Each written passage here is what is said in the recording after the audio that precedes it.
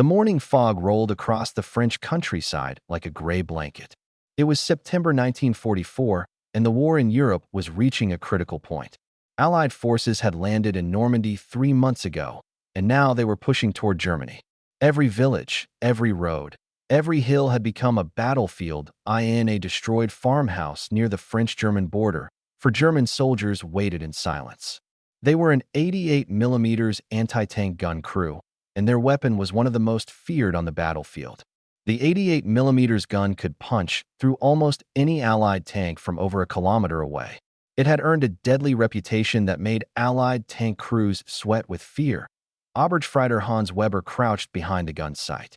At 32 years old, he was the gunner and had been fighting since 1942. His hands moved across the controls with the ease of long practice. Next to him stood young Kurt Schmidt, barely 19, who served as the loader.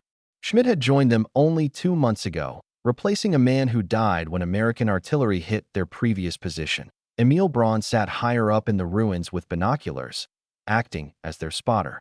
He was 24 and had survived the brutal fighting in North Africa before being transferred to France. And commanding them all was Feldwebel Otto Krantz, a 40-year-old veteran who had fought in Poland, France, Russia, and now France again. Krantz had seen more death than most men could imagine, and it showed in his tired eyes. Their position overlooked a narrow valley where a road cut through farmland. Allied tanks had to use this road if they wanted to advance toward the German border. For 3 weeks, this crew had waited here, destroying 7 American Sherman tanks. 7 kills in 3 weeks. Each time, the result was the same. The 88mm shell would hit the Sherman, penetrate its thin armor, and the tank would explode or burn. The American crews rarely survived. Weber knew the Sherman tank well. Too well. He knew its armor was only 2 inches thick on the front. He knew it was tall and easy to spot. He knew it caught fire easily, so easily that American crews called it the Ronson lighter, because it lit on the first strike. Weber almost felt sorry for the men inside those tanks. Almost. But this was war, and mercy was a luxury no one could afford. The sun was rising now, burning away the fog. Braun suddenly spoke in a low voice. His words were calm but alert. Movement on the road. Distance about 1,000 meters. Krantz moved up beside him and took the binoculars. He studied the road for a long moment, then nodded. American column. Infantry with tank support. I count at least 20 vehicles. Weber felt his heartbeat quicken slightly. This was it. Another hunt. He checked the gun one more time, making sure everything was ready. Schmidt stood beside the ammunition, his young face tense but determined. The boy was learning quickly. He had to. In this war, slow learners died fast. Lead tank entering range, Braun called out. 800 meters. Weber peered through his sight and found the target. It was a Sherman, but something looked different about it. The profile seemed lower, more compact. Extra armor plates appeared to be welded onto the hull and turret. He had seen Shermans with added armor before. Some American crews welded spare tracks or sandbags onto their tanks for extra protection. It never helped much against an 88mm gun. Ready, Weber said quietly. 700 meters, Braun continued. Target steady on the road. Krantz watched through his own binoculars. Something felt wrong, but he could not identify what. The tank was moving slowly, cautiously, as if expecting trouble. Smart crew, he thought. But smart would not save them. 600 meters. Clear shot. Fire when ready. Krantz ordered. Weber took a breath and held it. His finger rested on the trigger. He had made this shot dozens of times before. The Sherman's front armor was perfectly presented to him, a clean hit. At this distance, the 88mm armor-piercing round would go through that tank like a knife through paper. He exhaled slowly and squeezed the trigger. The gun roared and jumped backward. The massive recoil was absorbed by the gun carriage, but the sound echoed across the valley like thunder. A shell casing clattered onto the stone floor. Schmidt was already grabbing the next round, moving by instinct and training. Through the smoke and dust, Weber kept his eye pressed to the sight. He expected to see the Sherman stop. He expected to see smoke pour from its hatches. He expected to see crew members trying to escape from a burning coffin. Instead, he saw a bright spark as the shell hit the tank's front armor. He saw the round ricochet off at an angle, tumbling away harmlessly into the field beyond. And he saw the Sherman keep moving, not even slowing down, as if nothing had happened. For 3 full seconds, nobody in the German crew spoke. They all stared at the impossible sight before them. "Did you miss?" Schmidt asked, his voice uncertain. "No," Braun said from his position, binoculars still raised. "Direct hit on the glassy plate. I saw it." Weber felt cold sweat on his back. In 2 years of combat, across 3 countries and countless battles, he had never seen an 88mm round bounce off a Sherman tank. Never. It was impossible. The Sherman's armor was too thin. Everyone knew that. Everyone. "Load another round," Krantz said, his voice tight. "Fire again." The Sherman was still coming, now at 500 meters.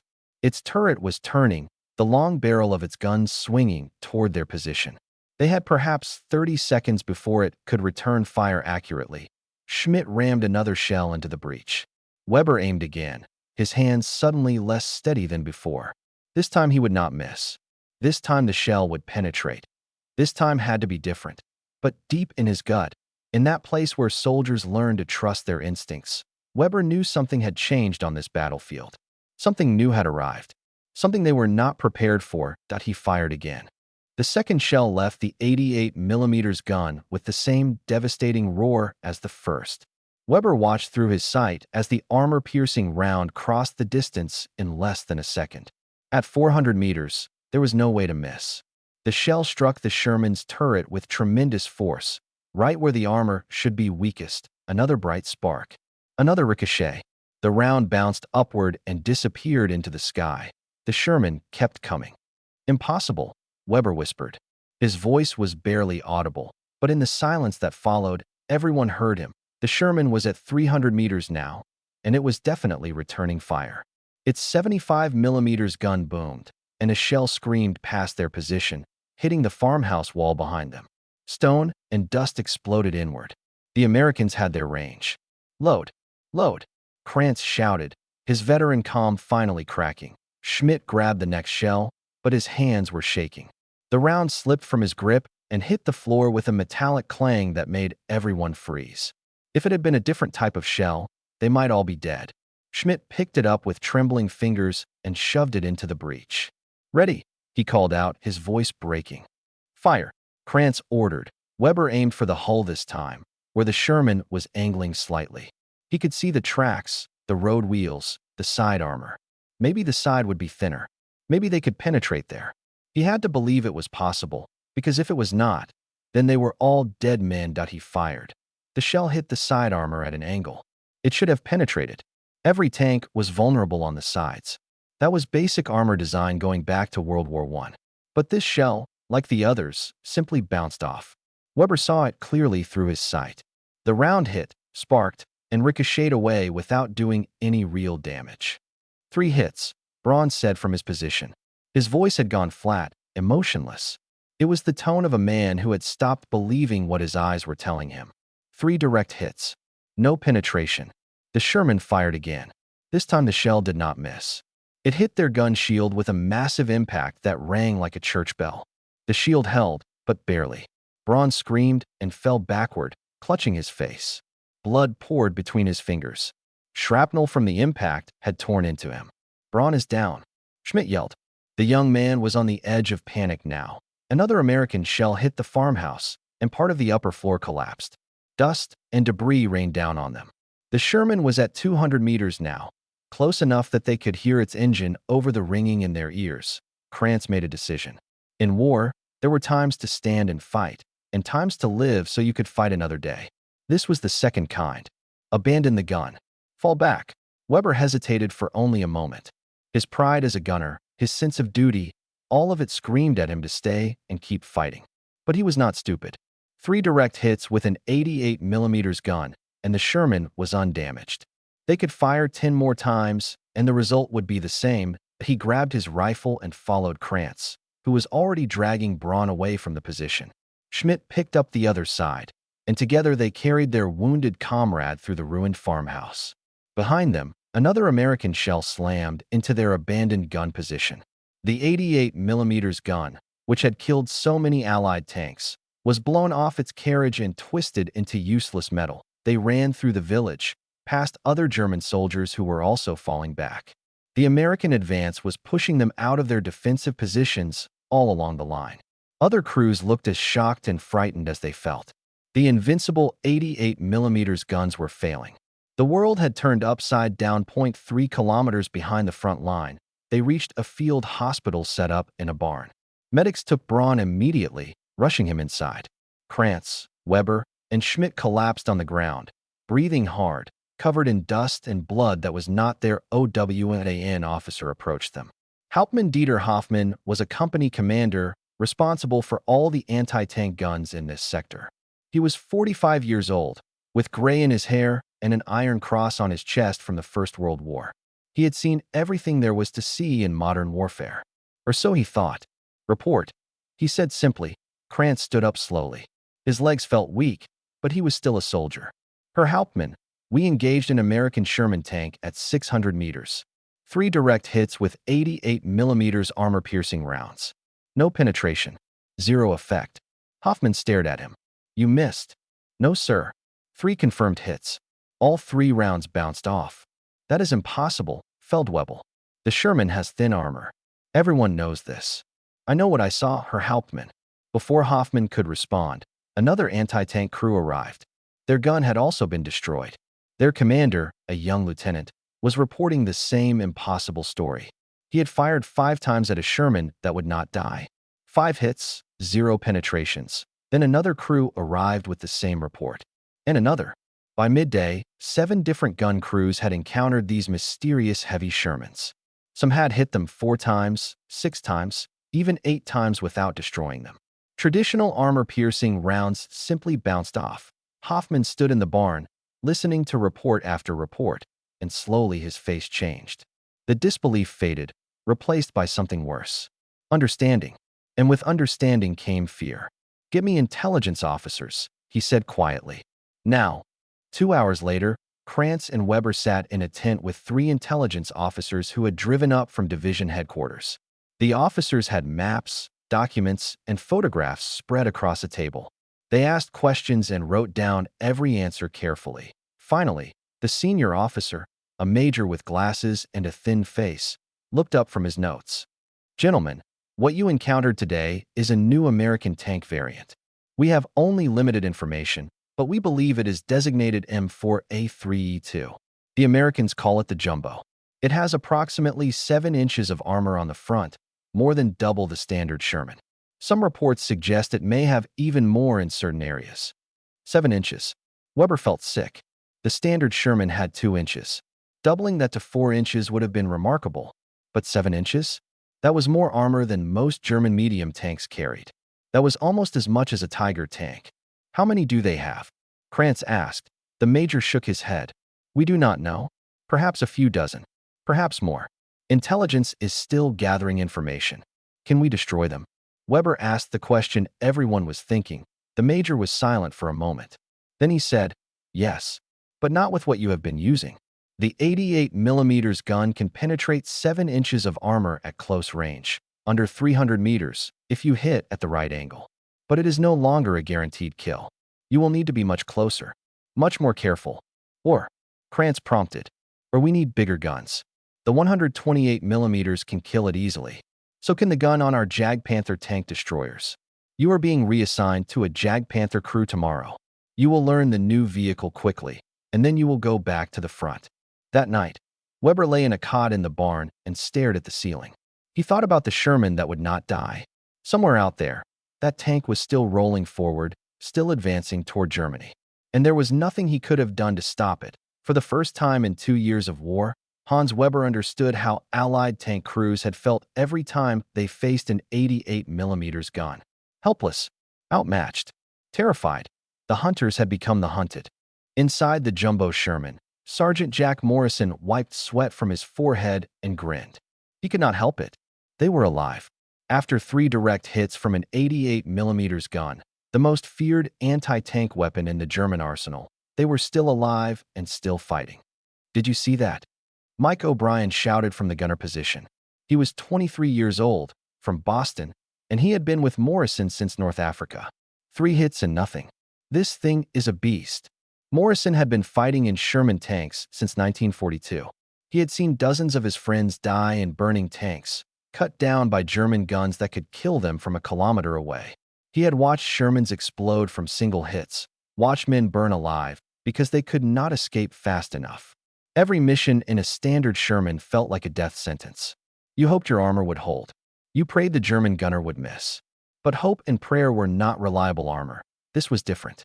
This was the M4A3E2 Jumbo Sherman, and it had armor thicker than anything the Americans had fielded before. 7 inches of steel on the front. The Germans had bounced 3 shots off them like throwing rocks at a castle wall. "Tommy, keep us moving," Morrison ordered. "Don't give them a stationary target." Tommy Chin sat in the driver's seat, his hands steady on the controls. He was the youngest of the crew at 19, a Chinese-American kid from San Francisco who could drive anything with wheels or tracks. He had joined them in England 2 months ago, right before they received this new tank. "Moving forward, Sarge. These Krauts are running." Behind them, American infantry was advancing under the protection of the Jumbo's thick armor. That was their job.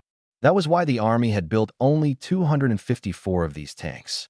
They were assault vehicles, designed to lead attacks through German defenses, absorbing punishment so the regular Shermans and infantry could follow safely. Carlos Rodriguez, the loader, was already sliding another 75mm shell into the breech. He was 25, from Texas, and had hands like a blacksmith from working on his family ranch. Those strong hands could load shells faster than anyone Morrison had ever seen. "Loaded." He round ready. "Target, building at 11 o'clock, Morrison called. He had spotted German infantry taking cover in a stone house. "Fire when ready." O'Brien adjusted his aim and fired. The high-explosive shell hit the building and exploded, blowing out the wall. German soldiers ran from the ruins, retreating toward the next village. American infantry moved forward, clearing the area. The advance continued for another hour. The Jumbo pushed through 2 more villages, taking fire from German positions, but never stopping. Machine gun bullets pinged harmlessly off the armor. Panzerfaust rockets, which could kill a normal Sherman easily, left only scorch marks on the Jumbo's thick plates. Even a German Panzer IV tank fired at them from 600 meters, and its shell bounced off without penetrating. Morrison had never felt this kind of confidence in combat before. For the first time since joining this war, he felt like he had a fighting chance that as the sun began to set. They pulled into a captured village to refuel and rearm. The infantry had set up a perimeter, and other American tanks were spread around the area. Morrison climbed out of the hatch and stretched his back. His crew followed, all of them grinning like they had won the lottery that a captain from the armored division approached them. His name was William Carter, and he commanded the company of Shermans supporting this advance. "Sergeant Morrison, I heard about your encounter with that 88mm gun. 3 direct hits." "Yes, sir." "Barely felt them." Carter shook his head in amazement. "The other Sherman crews are calling you lucky. But I know it is not luck. That is good American engineering.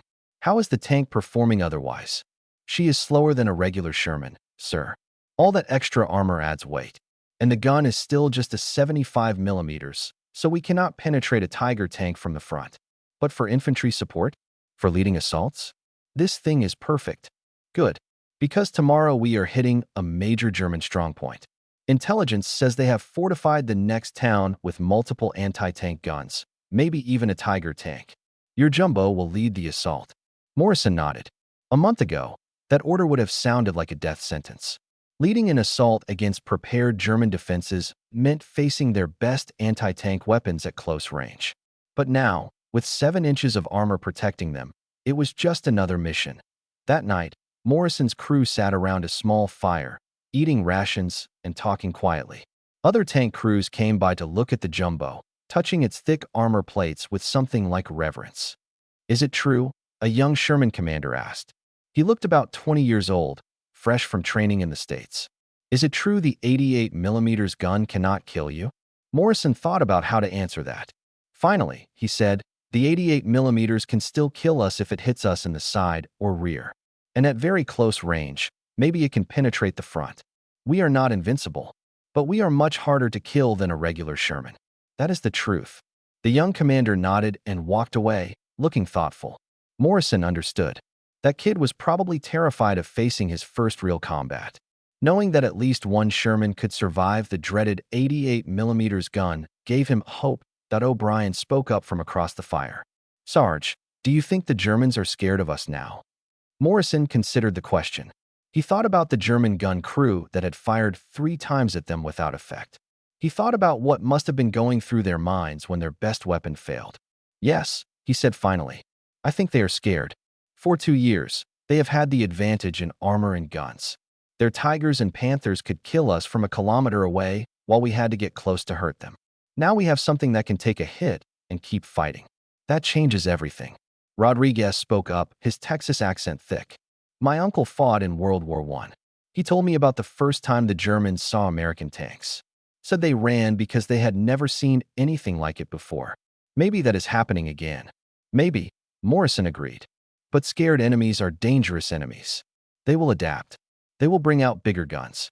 This advantage will not last forever. We need to use it while we can." Chun, who had been quiet all evening, finally spoke. "Do you think we will make it home, Sarge?" It was the question every soldier asked, but few spoke aloud. Morrison looked at his crew, these men who trusted him with their lives every day. Rodriguez with his ranch back in Texas. O'Brien with his sweetheart waiting in Boston. Chun with his family in San Francisco. And Danny Williams, their assistant driver, who dreamed of being a teacher after the war. "I think we have a better chance now than we did yesterday," Morrison said honestly. "This tank gives us an edge. But we still need to be smart, stay alert, and watch out for each other. Do that, and yes, I think we will make it home." They sat in silence for a while, watching the fire burn down. Somewhere in the darkness, German forces were regrouping, planning their next defense. And somewhere out there, Morrison knew, German tank crews were being briefed about the jumbo Shermans and how to kill them. The war was far from over. But for the first time in a long time, Jack Morrison felt like they might actually win it. The Jag Panther tank destroyer rolled through the German countryside like a metal coffin on tracks. Inside, Otto Krantz sat in the commander position, trying to familiarize himself with this new machine. The Jag Panther was impressive. It mounted a massive 88mm gun, longer and more powerful than the anti-tank gun he had lost 3 days ago. Its sloped armor was thick enough to resist most Allied shells. On paper, it was one of the best tank destroyers Germany had ever built. But Krantz could not shake the memory of that jumbo Sherman, advancing through his fire like nothing could touch it. Hans Weber was the gunner again, and young Kurt Schmidt served as loader. They had lost Emil Braun to the shrapnel wounds. He was in a hospital somewhere behind the lines, and the doctors said he would live but never see again. The fourth member of their new crew was Ernst Fischer, a veteran radio operator who had survived the retreat from Russia. Fischer was 38, older than Krantz, and his eyes held the same haunted look that all Eastern Front survivors carried. Their driver was assigned by the battalion, a man named Peter Klaus who spoke little and drank much when he could find alcohol. Klaus had been driving tanks since 1940 and knew his job perfectly, which was all that mattered. The Jag Panther was heading toward the same sector where Morrison's jumbo Sherman was operating. German intelligence had tracked the heavy Sherman's movements and identified it as a priority target. High Command wanted it destroyed to prove that German weapons could still defeat American armor. More importantly, they wanted to stop the psychological damage it was causing among their own troops. "How long until we reach the position?" Krantz asked through the intercom. 30 minutes, Klaus replied, his voice flat and emotionless. They were heading to a village that American forces would have to pass through. The road was narrow, and buildings on both sides would limit maneuver room. It was a good place for an ambush. Intelligence reported that the jumbo Sherman would be leading the American advance, just as it had been doing for days. Weber checked his gun sight for the 10th time. The 88mm gun in the Jag Panther was a more powerful version than the one that had failed against the jumbo. It had a longer barrel and fired at higher velocity. At close range, under 400 meters, it could penetrate 7 inches of armor. Maybe. The intelligence reports were not certain. "Are you worried?" Fischer asked from his radio position. It was the first personal thing he had said since joining the crew. "Yes," Krantz admitted. "That Sherman took 3 of my shots and did not even slow down. I fought against Russian heavy tanks on the Eastern Front," Fischer said quietly. "The KV-1 and KV-2 models. Our guns could not penetrate them at first. We learned to shoot at close range, to aim for weak points, to wait for the perfect moment. We adapted or we died. And the ones who did not adapt. Fisher was silent for a moment. Then he said, "They are buried in Russia." The village came into view as the sun reached its highest point. It was a small place, maybe 40 buildings total, half of them already damaged from previous fighting. German infantry had taken positions among the ruins, and 2 other Jagdpanthers from their battalion were hidden in the area. This was a significant ambush. If the Americans brought their jumbo through here, they would face 3 of Germany's most powerful tank destroyers simultaneously. Klaus positioned their Jagdpanther behind a collapsed barn, angled so only the heavily armored front faced the road. The thick walls of the barn provided additional concealment. From here, Weber would have a clear shot at any vehicle coming down the main street, and that vehicle would be only 300 meters away, close enough to penetrate even the jumbo's thick armor. If the gun performed as promised, they waited. Waiting was most of what soldiers did in war. Wait for orders. Wait for the enemy. Wait to see if you would live another day. Krantz had spent years waiting in various positions across Europe. He was good at it. 2 hours passed. American artillery began shelling the village, but the rounds fell mostly on the northern side where they had no troops. Either American intelligence was poor, or this was a standard preparatory bombardment before an advance. Then Fisher spoke quietly. Radio report. American armor approaching from the west. Infantry support. Lead vehicle is confirmed as the heavy Sherman. Krantz felt his heartbeat increase.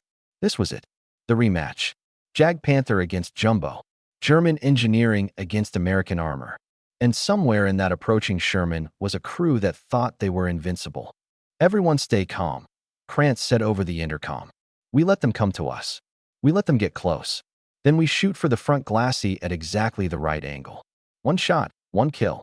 That is how we do this." Weber adjusted his sight, his hands steady despite the tension. Schmidt positioned himself next to the ammunition racks, ready to load the next shell in seconds. Fisher kept his radio set to the battalion frequency, ready to coordinate with the other Jagdpanthers. Klaus sat in the driver's seat, engine idling quietly, ready to move if needed.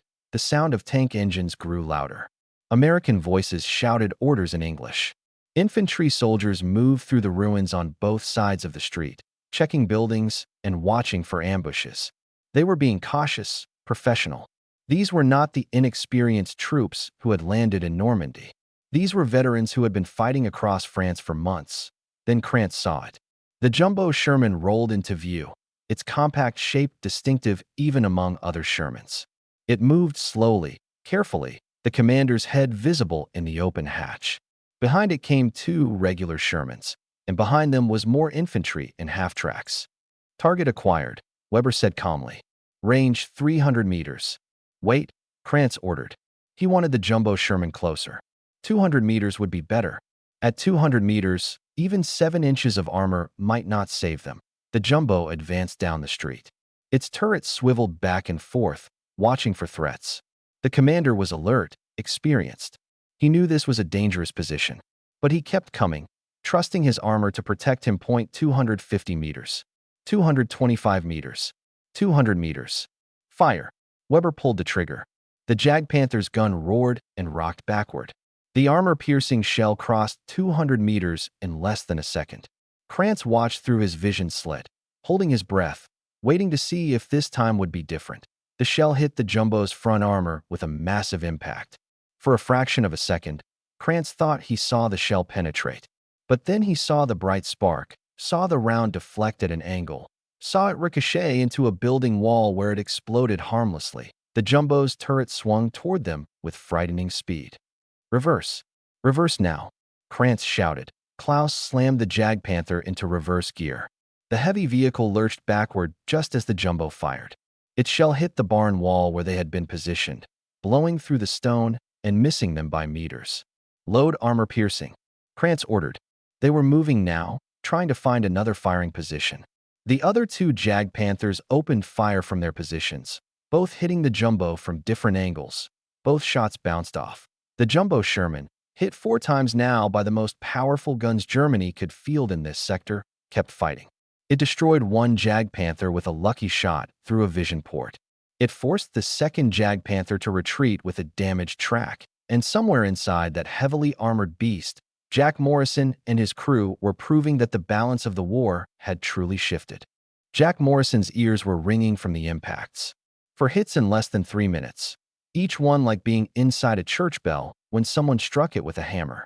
His crew was shaken but alive.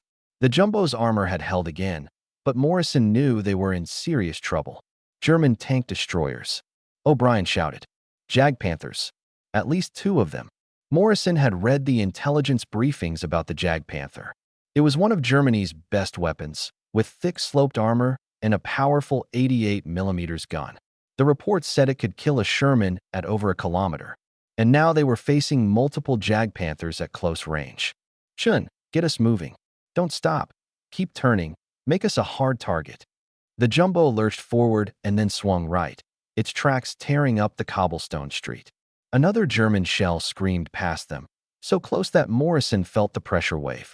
It hit a building behind them and exploded. I see one, O'Brien called. Behind the barn, 11 o'clock. Hit it. O'Brien fired. The 75mm shell struck the barn wall, but the Jag Panther had already reversed away. The barn collapsed in a cloud of dust, obscuring their view. Morrison knew their 75mm gun was not powerful enough to penetrate a Jag Panther from the front.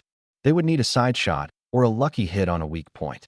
But getting that shot meant staying alive long enough to find an opening. Rodriguez was loading shells as fast as his hands could move. Each time the gun fired, he had another round ready in seconds. Danny Williams, the assistant driver, was operating the hull machine gun, spraying bullets at German infantry trying to flank them. Second Jag Panther, 3 o'clock. Morrison warned. He saw the long barrel swinging toward them. Can't traverse fast enough. O'Brien replied. Struggling with the turret controls, the Jag Panther fired. The shell hit their right side armor at an angle. The jumbo's thick armor deflected it again, but the impact made the entire tank shudder. Warning lights flickered on the control panel. Something had been damaged, but they were still fighting.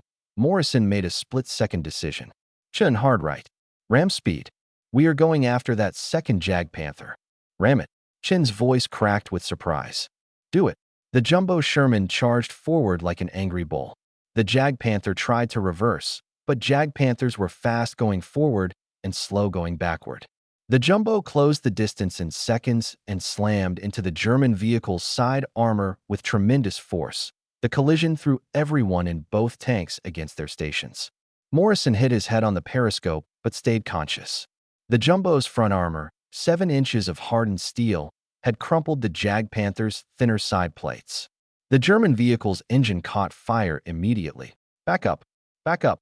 Morrison ordered that AS Chun reverse them away from the burning Jag Panther. Morrison saw German crew members bailing out, running from their destroyed vehicle. He did not order his machine gunner to shoot them. They were out of the fight, and that was enough. But the third Jag Panther was still out there somewhere, and Krantz's crew was preparing for another shot. Inside the Jag Panther, Otto Krantz watched the incredible scene unfold. The jumbo had just rammed a tank destroyer and won. He had never seen anything like it in 3 years of combat. American tanks were supposed to be fragile, easy to kill. They were not supposed to charge German armor like medieval knights. We need to leave, Fisher said urgently. That Sherman is insane. Krantz agreed. They had fired once at the jumbo and missed the killing blow. Their 2 companion vehicles were destroyed or burning.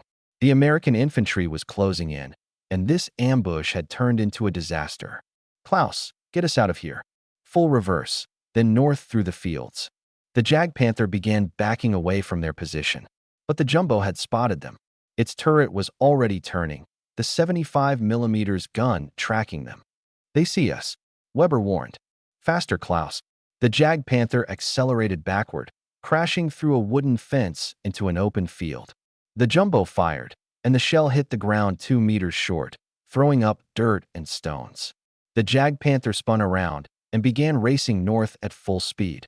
Morrison climbed halfway out of his hatch to get a better view. The German tank destroyer was running, trailing smoke from its engine. He could chase it, but that would leave the infantry without support. And the mission was to take this village, not hunt down every German vehicle. Let it go, he ordered. We need to secure this area. The rest of the battle was shorter than expected. German infantry, seeing their most powerful weapons either destroyed or retreating, began pulling back.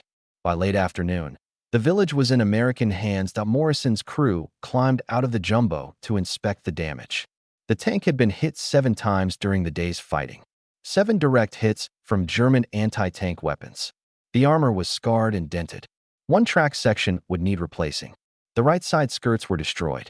But the crew was alive, and the tank could still fight. Captain Carter arrived an hour later to inspect the jumbo personally. He walked around it slowly, touching the impact marks with something like awe. 7 hits, Sergeant? Yes, sir. 4 from Jag Panthers with 88mm guns, 3 earlier from other weapons. And you are all alive? Yes, sir. Carter shook his head slowly. Do you know what this means? This proves that American industry can match German technology. For 2 years, we have been fighting with inferior tanks, losing crews because we could not match their armor and guns. Now we finally have something that can take a hit and keep fighting. Morrison understood what the captain was saying. The Jumbo Sherman was more than just a tank. It was proof that America could compete with German engineering. It was a symbol of hope for every tank crew who had faced Tigers and Panthers with inadequate armor. But Morrison also knew the truth that would not appear in any report. They had survived today through a combination of good armor, better tactics, and pure luck. The Jag Panthers' shot could have penetrated if it had hit at a slightly different angle.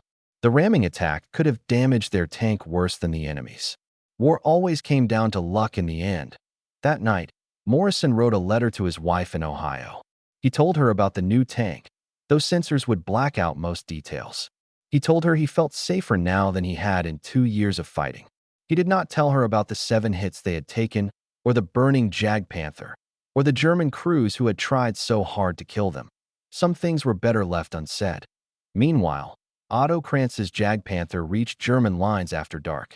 He filed his report with battalion headquarters, describing the engagement and the Jumbo Sherman's incredible armor.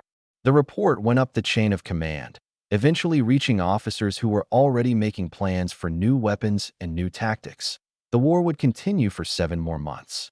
Morrison's Jumbo would take 13 more hits before Germany surrendered, but it would never be knocked out. Krantz would survive the war and return to Germany, where he would spend years trying to forget the things he had seen. But both men would always remember that day in the French village, when they learned the hard lesson that war is about adaptation. The side that adapts faster wins. The side that holds on to old assumptions loses. Germany had owned the advantage in armor and firepower for most of the war. They had built Tigers and Panthers and Jag Panthers, machines that could kill Allied tanks from incredible distances. But the Allies had adapted with the Jumbo Sherman, proving that sometimes the best weapon is not the one with the biggest gun, but the one that can protect its crew to in the end. That made all the difference.